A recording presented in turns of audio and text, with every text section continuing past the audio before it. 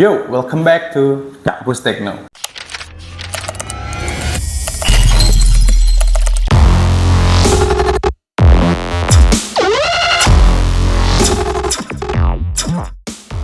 So, Kampus Tekno udah 2 minggu nggak upload video. Lo kemana, Dik? Ada, cuman memang lagi agak sibuk aja sama kerjaan di kantor ya, kerjaan reguler gua. Jadi memang 2 minggu ini karena satu dan lain hal juga Kampus Tekno akhirnya nggak upload video ataupun konten apapun gitu loh.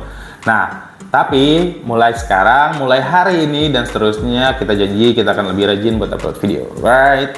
So, kayak sebelum-sebelumnya juga udah sempet kayak sabung laptop udah cukup lumayan view-nya, terusnya review-review laptop gaming. Nah, hari ini gue pengen nge-review salah satu laptop dari HP, di mana laptop ini masih masuk ke serialnya komersil, bukannya seri consumer dari HP. Karena laptop ini memang kebetulan termasuk salah satu laptop yang banyak digemari sama perusahaan-perusahaan dan terutama government ya. Nah, pasar-pasar government itu kayaknya cukup suka sama laptop ini. Alasannya kenapa gue juga kurang paham. Tapi coba hari ini gue pengen review, mungkin di situ akan ada ketemu alasannya kenapa ini disukain banget sama corporate ataupun government. So, let's go aja, kita langsung mulai cek dari barangnya. Laptopnya apa sih? Nah, laptopnya itu sesuai di judul. Laptop ini adalah laptop HP ProBook 430G8. Ini sebetulnya bukan seri baru dari HP, tapi ya seri cukup lama lah. Udah tahun kemarin kayaknya, karena laptop ini sendiri masih memakai Intel generasi ke-11. Nah, kita mulai dari packingannya dulu kayak biasa. Yang bisa lo lihat di sini juga udah gue keluarin laptopnya, packingannya pun seperti biasa kayak begini aja. Dan setelah laptopnya dikeluarin, ini udah nggak ada apa-apa lagi. Lo cuman bakal dapet warranty card kayaknya. Buku panduan dan satu warranty card. Even ini laptop seri komersil, tapi to be honest, HP please lah, buat packingan kayaknya masih masih gitu-gitu aja gitu, biasa aja gitu, B aja. Sombong amat. Nggak ada nggak ada yang membuat menarik, tapi entah kenapa ini laptop jadi salah satu laptop ini keren untuk perusahaan dan ya government gitu. Nah, udah, lo selain dapat unit, dapat kartu garansi dan buku panduan, ditambah juga ada charger. Udah kosong, nggak ada apa-apa lagi. Kita start mulai dari chargernya dulu deh, kita lihat. Ya, lo bakal dapat charger kayak gini.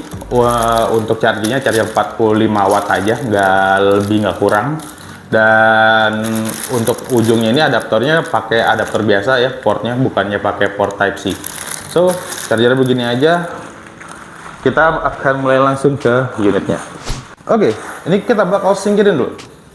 Nah, bentuknya kurang lebih seperti ini guys. Oke, bisa dilihat dari kejauhan. Nanti akan gue kasih close up-nya seperti ini.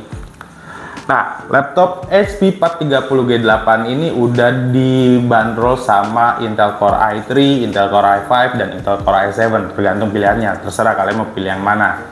Untuk yang gue pegang sekarang ini adalah Intel Core i5. Nah, dia pakai Intel Core i5 generasi 1135G7. Dan kalau untuk penampilan kurang lebih ya, gue pribadi sih suka, jujur aja gue suka. Kenapa? Karena ya dari video-video sebelumnya pun gue udah sempat bilang kalau gue suka untuk laptop dengan bahan tuh dibuat teksturnya metal gitu ya. Jadi atas bawah nih metal, bukannya plastik. Karena memang dari website sendiri gue cek untuk material produknya ini terbuat dari aluminium, bukannya plastik. Ada juga yang pilihan plastik, tapi itu kayaknya untuk yang Core i3-nya. Nah, yang ini kayak ini metal nih, atas bawah, bottom dan up. Kita bakal tes yang pertama adalah dengan membuka laptop ini. Apakah ini laptop komersial atau consumer, bisa dilihat dari cara ngebukanya. Nah, ngebukanya bisa pakai satu jari atau enggak.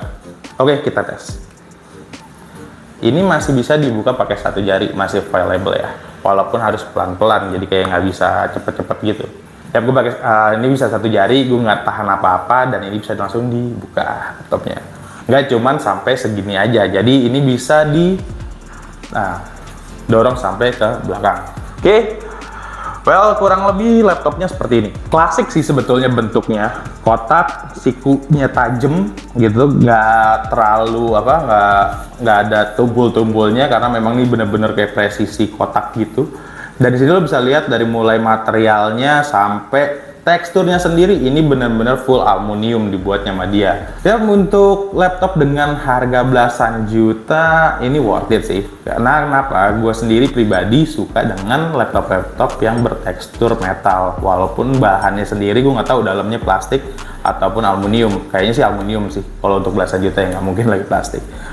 Oke, kita langsung mulai aja nge-review dari bodinya dulu. Selain tadi udah bisa dibuka dengan satu tangan, kita bakal review dari bodinya. Nah, bodi di sini ya tadi gue bilang teksturnya udah aluminium. Lalu untuk layarnya sendiri ini berukuran 13,3 inch FHD Full HD 1920x1080 dengan panel UWVA. Nah, UWVA itu apa? Itu panel yang disebut sama HP sebagai kalau misalnya di umum ya, itu lebih banyak diketahui sebagai panel IPS. Sedangkan untuk layarnya sendiri udah pakai anti glare, terusnya udah narrow bezel flat, 250 nits dan 45% NTSC. Oke, selanjutnya kita bakal langsung ngebahas tentang port-port yang ada di bodi si SP430G8 ini. Nah, yang pertama di sini di sebelah kanannya ada docking connector ya. Biasanya dipakai untuk di display di mall-mall ataupun di showroom. Nah, di sebelah kanannya lagi ada USB 3,1 Gen 1. Ini untuk charging juga bisa, untuk power port juga bisa. Lalu di sebelahnya lagi juga ada port jack 3,5 mili dan slot micro SD, support untuk SDHC dan SDXC juga. Nah, di sebelah kanannya ini cuma segini aja, dan di sebelah kirinya kita lihat lanjut lagi. Nah, di sebelah kirinya itu ada port untuk power, ada USB Type-C juga, lalu ada port USB 3,1 Gen 2, lalu ada juga port HDMI. Nah, USB Type-C-nya ini bisa buat charging nggak? Bisa untuk power delivery. Nah, display portnya juga ini udah yang 1,4 ya untuk HDMI-nya. Jadi kalau misalnya lu pengen nonton yang 4K pakai HDMI dari sini itu udah support. Yang penting kabelnya juga support. Oke. Lanjut. Nah, setelah kita ngebahas port-port yang ada di laptop ini, kita akan lanjut ngebahas apa aja yang bakal kita temuin di dalam laptop ini ketika baru pertama kali kalian buka. Oke, yang pertama pas lo buka, selain kelihatan layar, ada juga di kanan kiri bodi dari si laptop ini lo bakal ngeliat speaker ini stereo.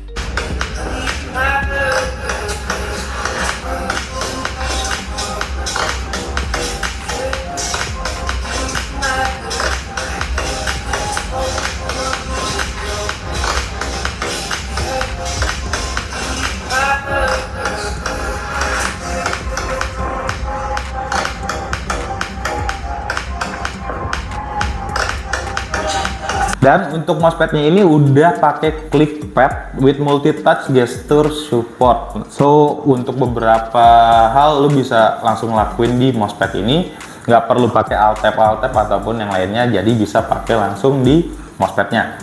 Nah, lalu di sebelah sininya ada fingerprint di sebelah lambang Intel Core i5-nya. Nah, selain itu apalagi yang ada di body awalnya pas ketika lo buka laptop ini? Yang paling jelas adalah ada kamera webcam 720p. Nah, di seri laptop ini SP mulai memperlihatkan keseriusannya dalam pengembangan webcam untuk laptopnya. Karena kalau di seri-seri consumernya, laptopnya itu belum ada privacy shutter seperti seri untuk komersial ini. Karena di seri komersial ini, seperti yang kemarin gue sempet review di Lenovo, udah ada privacy shutter lock. Di sini pun juga udah ada. Jadi di atas ini lo udah bisa nge-lock untuk si kameranya. Jadi ketika lo mau off dari meeting, dari Zoom, lo tinggal ngegeser slide di atas ini. Oke. Nah, lanjut untuk spesifikasinya apalagi? Let's go, kita cek. Oke, kita akan lanjut langsung ngebahas tentang spesifikasi dari 430G8 ini. Yang pertama kita akan bahas soal prosesor. Ada beberapa tipe untuk 430G8 ini, sedangkan yang gue review sekarang ini untuk seri 36U70PA. Nah, untuk seri ini udah dibanderol pakai i5 1135G7 dengan kecepatan 2,4 GHz up to 4,2 GHz, 8 MB L3 cache dan 4 core. Lalu untuk RAM-nya sendiri udah dibanderol dengan RAM 4GB, DDR4 3200 dengan maksimum untuk upgrade sampai 32GB. Lalu untuk storage-nya sendiri dipakai SSD 256 PCIe NVMe SSD. Dan terakhir, lo bakal dibanderol dengan operating system Windows 10 Home 64-bit. Ini termasuk salah satu varian termurahnya dari 430 G8, karena untuk varian lebih mahal biasanya udah dibanderol sama Windows 10 Pro. Lalu ada juga yang udah 512 GB ataupun RAM-nya ditambahin jadi 16 GB. Itu serinya nanti beda lagi, karena yang seri ini adalah 36U70PA. Oke, lanjut untuk warantinya berapa? Nah, untuk waranti yang seri ini itu cuma 1 tahun, itu 110 carry, jadi nggak ada teknisi bisa onsite karena memang bukan untuk waranti yang onsite. Dan untuk baterai sendiri ini udah dibanderol sama baterai 45 Wh Li-ion polymer. Nah, itu diklaim bisa sampai 12 jam pemakaian dan 45 menit. Dan juga bisa support UMA graphic, Intel 11 generation CPU dan 3 sel 45 Wh baterai. Dan lu pun bakal dibanderol sama Bluetooth 5 combo Realtek 802.11 AC. Dan yang terakhir itu untuk berat dari si laptopnya ini sendiri itu sampai 1,2,8 kg. Jadi sebetulnya untuk bobotnya sendiri itu nggak terlalu berat, tapi nggak terlalu enteng juga, karena ada yang di bawah 1,28 ini jatuhnya sih cukup berat ya kalau menurut gua untuk ukuran laptop gitu loh, dibandingin mungkin MacBook lebih enteng yang MacBook Air ya. Dan untuk bahannya tadi ya seperti gue bilang juga ini udah bahan metal untuk bottom dan cover. Lalu untuk fiturnya ada support apa aja? Oke, yang pertama gue bakal sebutin ada fitur support HD Decode DX12. Lalu untuk keyboardnya sendiri ini udah pakai HP Premium Keyboard, dan juga ada keyboard spill resistant atau optional Dura Key and backlight.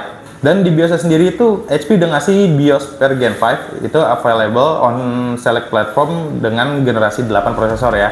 Lalu ada HP Drive Lock, HP Automatic Drive Lock, ada BIOS update via network juga, lalu juga ada power on authentication, terus ada motherboard record security, secure erase, dan preboot authentication, dan absolute persistent module. Ini fungsi buat apa? Gue sendiri masih kurang paham, jadi lo bisa ngeliat sendiri langsung di websitenya arti-arti dari fitur yang diberikan HP ini. Lalu fitur dari HP ini juga lo bakalan udah dibundling sama HP Driver Pack ya, available for download. Dan ada HP Management Integration Kit Gen 3, lalu ada HP System Software Manager SSM, lalu ada HP BIOS Configuration Utility BCU, lalu ada HP Client Catalog dan HP Client Management. Nah, lanjutnya lagi ada HP Client Security Manager Gen 6 juga. Di sini ada Microsoft Defender for Windows 10, dan lalu ada HP LAN and Wireless Protection. Oke, lanjut. Fitur dari HP 430 G8